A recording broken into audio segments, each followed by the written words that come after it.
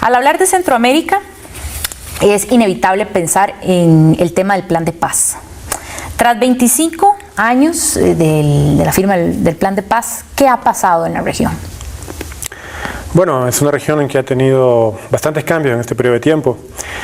Sin embargo, la oportunidad que podía haber tenido Centroamérica para generar un nuevo pacto social tras los acuerdos de paz, creo que ha sido desperdiciada de alguna manera. Fue desperdiciada porque no se crearon las bases de un Estado de otra naturaleza, con otra orientación. Se hicieron cambios institucionales, normativos, se avanzó en ciertos indicadores sociales de desarrollo incluso, cosas que fueron permitidas por la ausencia de una guerra, ¿verdad?, en varios países, pero no se profundizó el Estado de Derecho y la posibilidad de un Estado que proviera bienes públicos, servicios, derechos. No pudimos generar un Estado que generara derechos humanos o provocara la tutela adecuada de derechos humanos.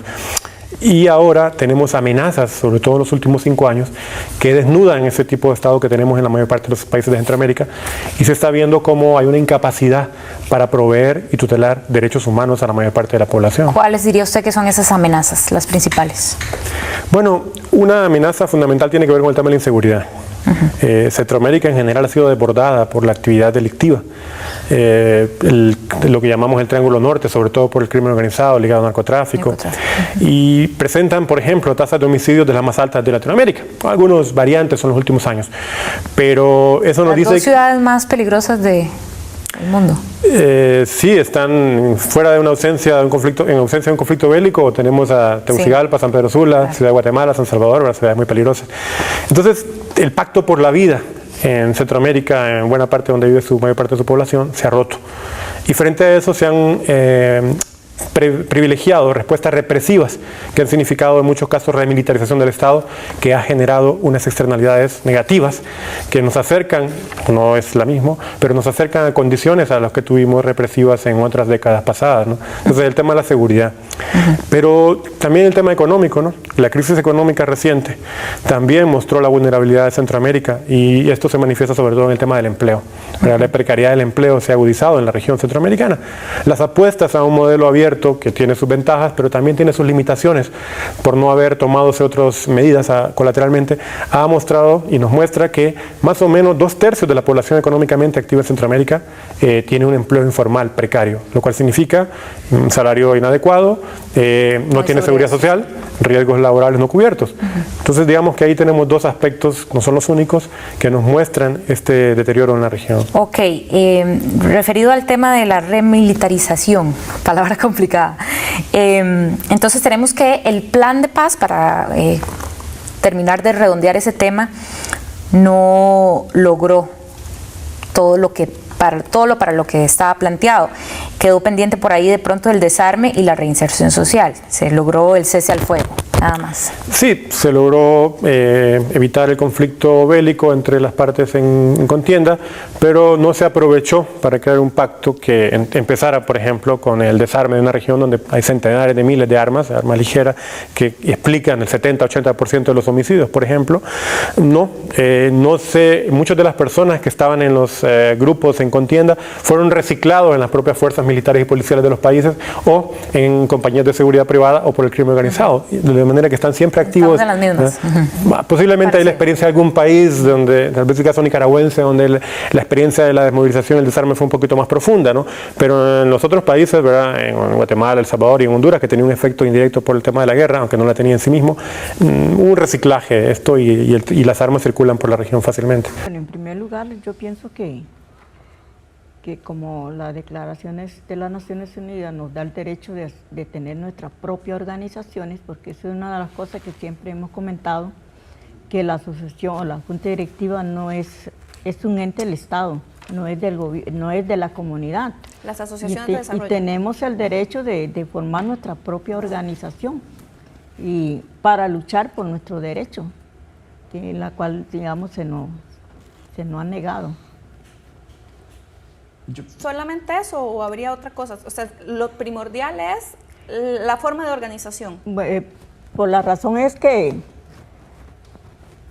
digamos, nosotros toda la vida hemos luchado, ¿verdad?, por las tierras, porque siempre hemos dicho que un indígena sin tierra es un indígena muerto, porque de ahí depende la vida de nosotros. Claro. Y por eso hemos luchado por esas cosas y todo lo demás, ¿verdad? Que ahí están todos los recursos.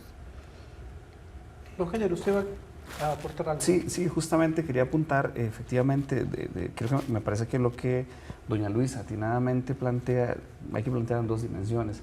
En primer lugar, tenemos que decir que el proceso que vamos a hacer para construir un mecanismo de consulta no se va a hacer exclusivamente con las asociaciones de desarrollo. Y este tema hay que decirlo con absoluta claridad, hay asociaciones, como en el caso de mi territorio, con 1.200 personas, en donde hay 300 afiliados nada más. Claro. Entonces no es una figura representativa, además de lo ya apuntado por doña Luisa.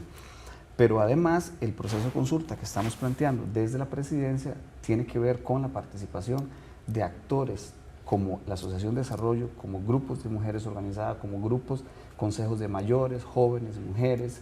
Estamos dando una atención especial a permítame la palabra, a 3 sectores, a mujeres, a jóvenes, y hemos incorporado lo que es ya uno de los primeros productos de las visitas a las personas con discapacidad. Es decir, hay una demanda, la que estamos recogiendo y la que tenemos que gestionar.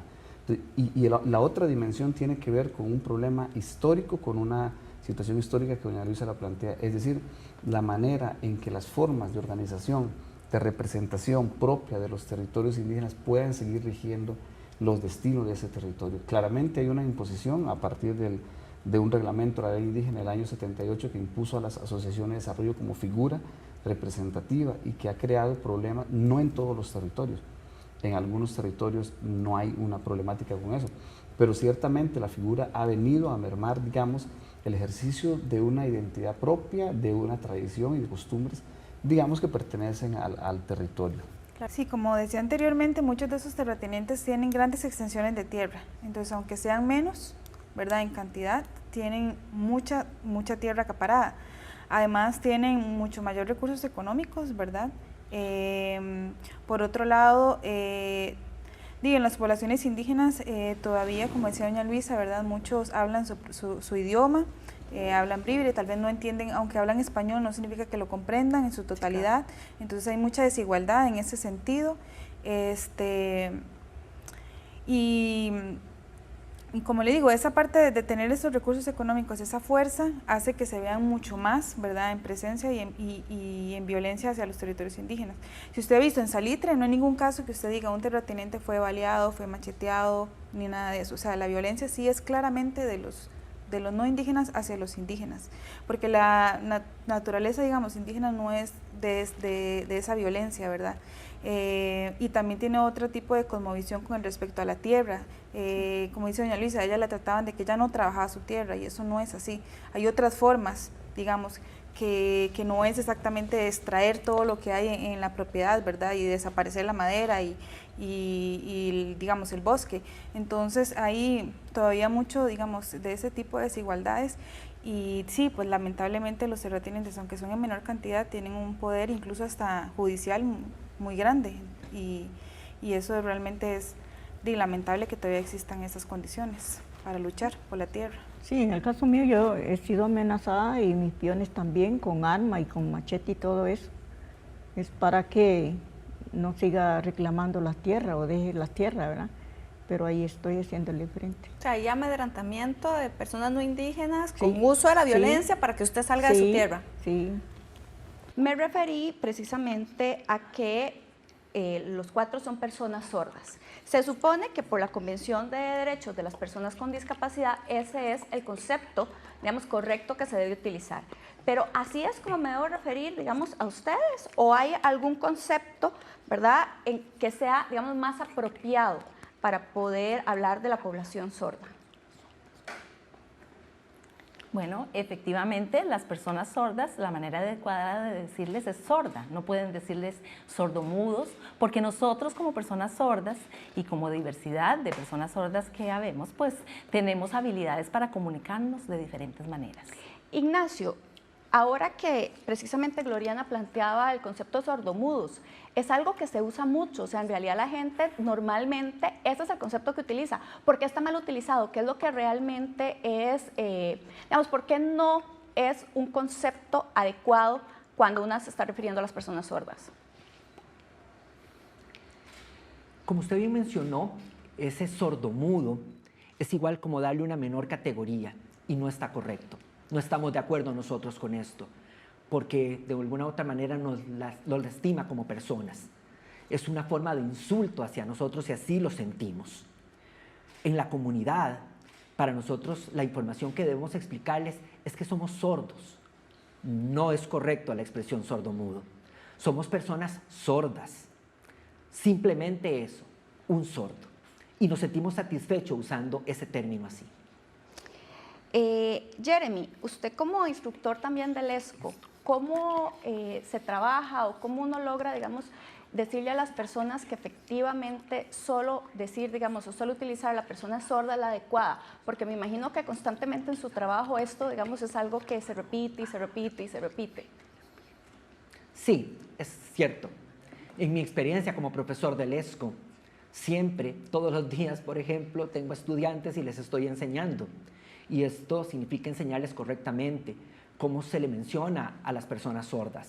Los oyentes siempre tienen o no tienen información, o no la conocen, o están distraídos, y hay que repetirlo vez tras vez, de cuál es la palabra que se debe usar, sordos, y debe explicárseles y decirles, por favor, recuerden, nunca debe decirse la palabra sordomudo, o discapacitado, pobrecito, porque cada uno de nosotros tenemos un nombre propio. Somos un ser humano, una persona. Yo soy Jeremy, acá está María Laura, está Ignacio, está Gloriana. Entonces es importante mencionar el nombre.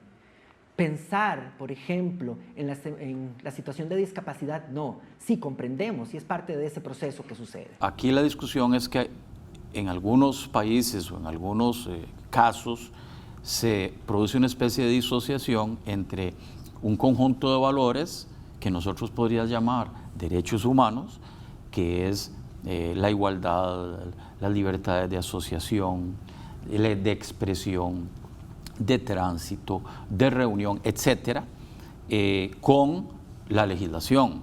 Es decir, en algún momento la legislación responde a un conjunto de valores de los legisladores del momento.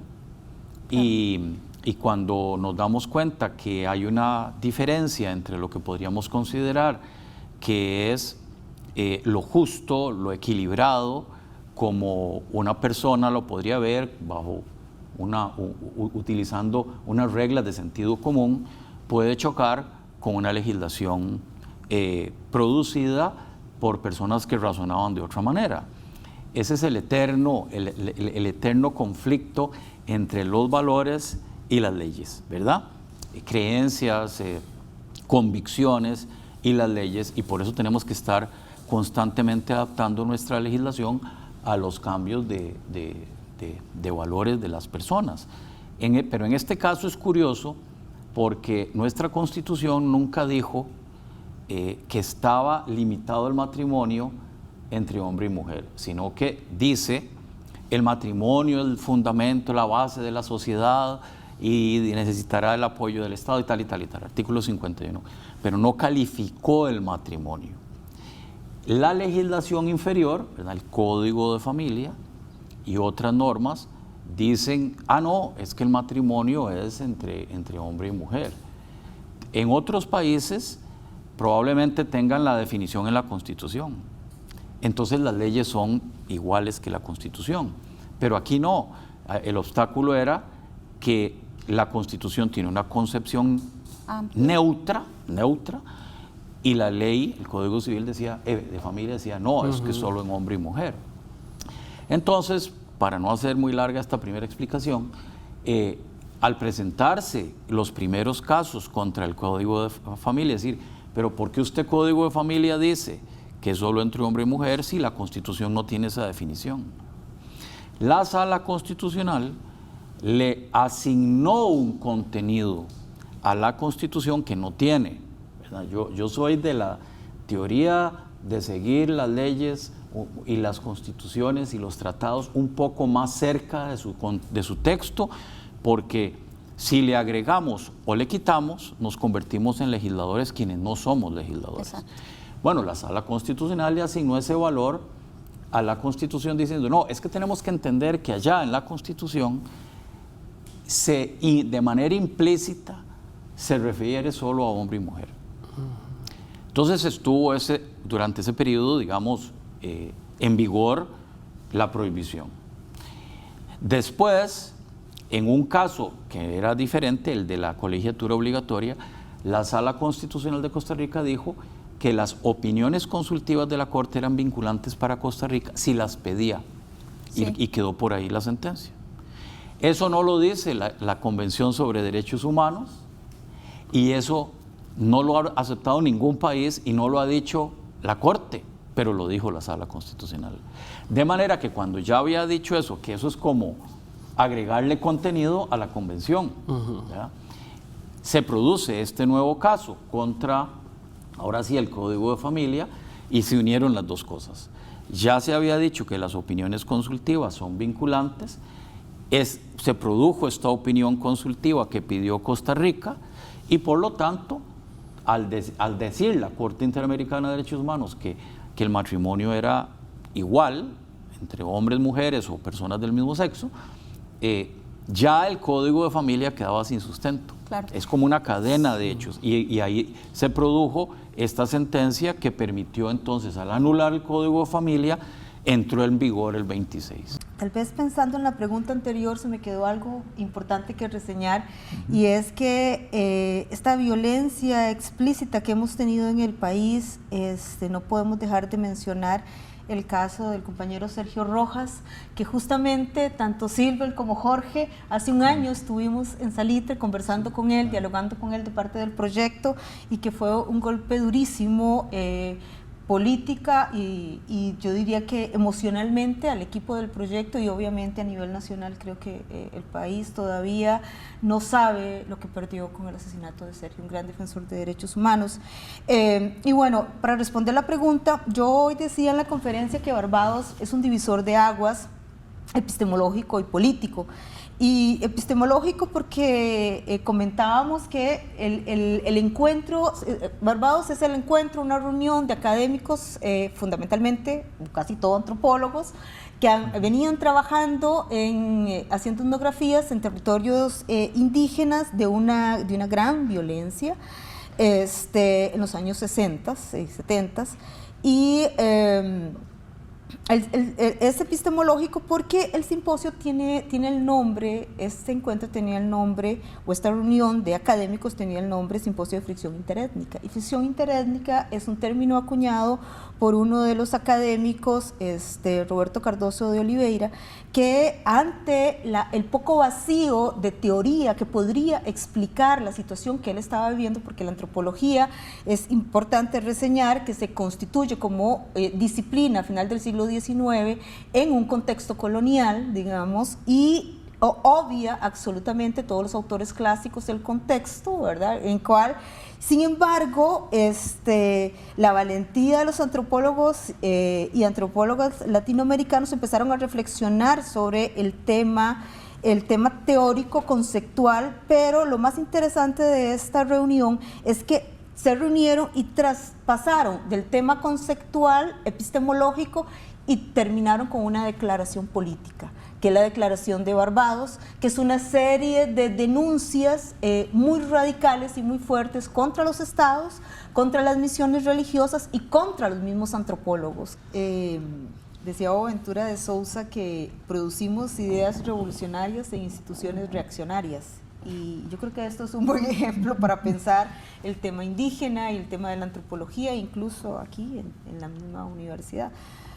Bueno, obviamente uno no puede desprender la institución universitaria dentro de la sociedad, ¿verdad? Y si tenemos una sociedad que discrimina, una sociedad que es racista, una sociedad que se concibe a sí misma, digamos, como europeo, pensando sobre todo el caso de Costa Rica, creo que es necesaria una resignificación de lo que es indígena, de la ancestralidad indígena costarricense, y bueno, y de las otras ancestralidades también afro que tenemos, ¿no? Claro. Pero creo que yo coincido con Jorge que en la medida en que la universidad tenga más indígenas dentro, pero más indígenas, digamos, no como una absorción no transformando su idea de profesionales, sino profesionales indígenas, médicos indígenas, matemáticos indígenas, científicos indígenas, es decir, con toda su visión, digamos, y con toda su identidad. En ese sentido, la universidad va a permitir, digamos, esa apertura. Y un ejemplo muy pequeño de nuestro proyecto: nosotros queríamos incorporar investigadores indígenas en la primera etapa del proyecto y no fue posible. No fue posible porque simplemente esta universidad no puede contratar a una persona que no tenga un título universitario. Sí. Entonces hay que generar procesos diferenciadores, y hay una cosa importante: no es fácil, no es sencillo, pero también hay que cambiar el modelo de ciencia y el modelo de universidad que queremos. Es decir, si hablamos de transdisciplinaridad, ¿por qué no atrevernos a considerar el pensamiento y las propuestas indígenas, lo que yo llamo pensamiento, vivencia indígena, como un modelo más de ciencia, y reconstruyamos una nueva transdisciplinaridad? Don Jorge, los conflictos a nivel latinoamericano, ¿en cómo, digamos, los podríamos explicar? Yo creo que es la regla y no la excepción. En todos los países latinoamericanos está la conflictividad en torno a territorios y tierras indígenas muy alta. Y eso tiene su origen en el sistema del colonialismo europeo, tiene una larga historia y no se llegó a resolverlo porque sigue habiendo una tendencia de negar derechos ancestrales sobre territorios indígenas a los que viven actualmente en estos territorios. Y yo creo que el caso de Salitre en este sentido tiene unas características muy propias, porque hay que decir que Costa Rica es de los pocos países donde existe un sistema judicial que realmente se puede decir es un estado de derecho. Sin embargo, también cae en una tendencia en estos casos que observamos en los países latinoamericanos, que no han superado todavía una posición de discriminación a priori de la población indígena en cuanto a sus derechos sobre tierras. Y como en todos los países somos cada vez más personas, esta presión hacia tierras indígenas tendencialmente está en aumento, y con eso también la obligación del Estado de crear una situación de derecho y de justicia es cada vez más importante. Hubo un boicot de parte de potencias porque también hay asuntos de orden geopolítico. Claro. Entonces, los problemas de orden geopolítico terminaron afectando la capacidad de decisión de la OMS en esta pandemia, ¿verdad? Significa que están dejando, digamos, a sus propias capacidades de solución de problemas a los países de ingreso medio y bajo. Vemos, pues, entonces, lo que está sucediendo exactamente en este instante. Ahora, es un error creer que la pandemia no se acaba hasta que se acabe en el último rincón del mundo. Ya voy a explicar por qué. Porque entonces dicen, bueno, es contraproducente. Los países más ricos, al no ayudar a los países más empobrecidos, pues también se van a ver afectados. Eso lo creíamos hace unos meses, pero eso ya no se puede sostener. Yo participo en un grupo que se llama el Grupo Independiente de Recursos en Justicia y Salud Global, y hemos venido analizando este tema por los últimos meses. ¿Y qué es lo que nos hemos encontrado? Este es un grupo internacional que participan personas de todos los continentes. Pues que en realidad ciertos países pueden perfectamente volver a la normalidad prepandémica o muy cerca de esa normalidad, entendiendo esa normalidad como el modelo de vida, de consumo y de negocios previo a la pandemia, pueden volver muy rápido en tanto su población ya esté vacunada y la que no esté vacunada pueda ser excluida. Entonces, lo importante para ellos en su estrategia no ha sido pensar en esto globalmente, sino pensar en esto localmente. Por eso se ha hablado del nacionalismo de las vacunas. Y por eso fue tan importante para los países más grandes no apostar todos sus recursos económicos a COVAX, sino a sus propios países. Y así se construye lo que ya yo he denominado, lo escribí en un artículo que salió en Voz Experta, el muro inmunológico.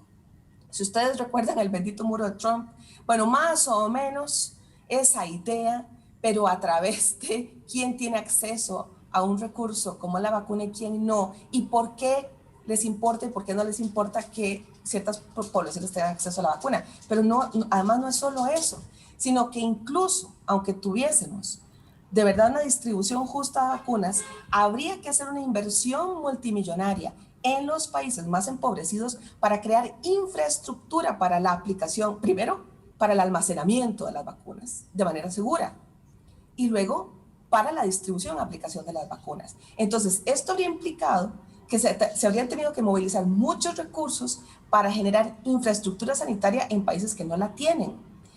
Esto realmente es salud global, esto es justicia de salud global, no es solo la vacuna, porque la vacuna no llega sola a las personas, porque la vacuna necesita una cadena de frío, la vacuna necesita una infraestructura. Sí. Esa infraestructura en muchos países del mundo no existe y para crearla se necesita inversión. Pero ¿cuál es el retorno de la inversión para los países más grandes de ayudar a los países más empobrecidos a construir un sistema público de salud? No tienen retorno de la inversión y como no tienen retorno de la inversión, entonces no es una prioridad. Una de las cosas que hay que empezar diciendo, Marcela, es que con todo este tema de la pandemia, pues el sistema educativo fue uno de los principales afectados, ¿verdad?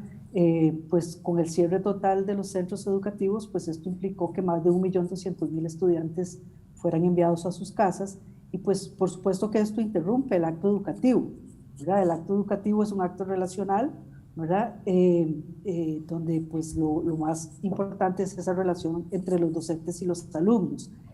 Obviamente con el cierre de las escuelas, este acto educativo y la simultaneidad de este acto educativo se rompe y pues la única posibilidad de que los estudiantes y los docentes puedan conectarse pues solo es posible por la vía virtual o bueno, enviando también materiales a la casa, pero no es, digamos, lo que permite esa simultaneidad de la relación. Y bueno, efectivamente, antes de la pandemia, ya en el 2019, en la encuesta de hogares, pues sabíamos que habían cerca de más de 400.000 estudiantes que no estaban en condiciones de tener educación a distancia, ¿verdad? Y esta es, pues, es una brecha que está ahí. También en esa encuesta antes de la pandemia, nosotros habíamos identificado que mientras un 80% de los hogares de mayores ingresos tenían acceso a una buena conectividad, en el caso de los hogares más pobres, ese porcentaje se reducía al 37%. Había un 48% de esos niños y jóvenes de hogares más pobres que solo se conectaban a internet por celular y un 10% que no lo hacía de ninguna manera. De tal manera que efectivamente, Marcela, el piso no estaba parejo para todos, ¿verdad? Y fue en estas condiciones en las que nos sorprendió la pandemia. Claro, muchísimas gracias. Esto tiene que ver con un control histórico de los cuerpos feminizados, ¿verdad? Y específicamente de las mujeres y de nuestra reproducción. Históricamente siempre se nos ha dicho cuándo tener hijos, cuántos tener, ¿verdad? Y se nos ha obligado a pues adoptar al hombre de suficientes hijos y hijas para que puedan continuar inclusive la propiedad privada. Entonces, no es una situación tan fácil como tal vez para la parte religiosa, ¿verdad? Y fundamentalista. Las maternidades no se ven como una elección para nosotras, sino que se toman como si fueran parte natural, como si fueran nuestra obligación, ¿verdad? Entonces, nacemos, crecemos y tenemos que reproducirnos. Esa es nuestra línea, ¿verdad? No tenemos otra opción como mujeres. Tenemos que dejar hijos y hijas. Entonces, viéndolo desde las maternidades obligatorias y el gran arraigo que tienen los fundamentalismos, la religión en nuestros cuerpos, inclusive aquí en Costa Rica, teniendo un país confesional, es súper difícil para nosotras dejar, ¿verdad?, esta obligación, esta maternidad obligatoria. Y nos juzgan cuando queremos hacerlo, cuando lo hacemos.